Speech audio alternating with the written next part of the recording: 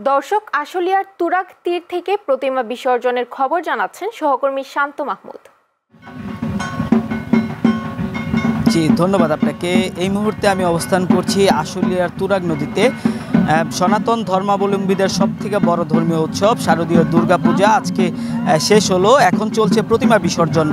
আমরা এই মুহূর্তে যদি তুরাগ নদ থেকে আপনাদেরকে দেখানোর চেষ্টা করি, আমার পাশেই যেই জায়গাটি রয়েছে সেই জায়গাটি থেকে তুরাগ নদ থেকে নিয়ে যাওয়া হচ্ছে প্রতিমা বিসর্জনের জন্য। লাখো দর্শনার্থীদের ভিড় এবং ভক্তদের কাঁদিয়ে আজ বিদায় নিচ্ছেন দেবী দুর্গা। সামনের বছর আবারও আসবেন বলে, মঙ্গল নিয়ে বয়ে আসবেন বলে আশা করছেন ভক্তবৃন্দরা। এখানে সারি সারি ট্রাক ভরে আসছে প্রতিমা। আপনারা দেখছেন কড়া নিরাপত্তার মধ্য দিয়ে প্রতিমা বিসর্জনের কাজ চলছে। যদি আপনাদেরকে আরও একটু জানিয়ে রাখতে চাই, এখানে কাজ করছে বাংলাদেশ সেনাবাহিনী, বাংলাদেশ পুলিশ, ফায়ার সার্ভিস সহ বিভিন্ন আইনশৃঙ্খলা বাহিনী। এই ছিল সর্বশেষ আমার কাছে।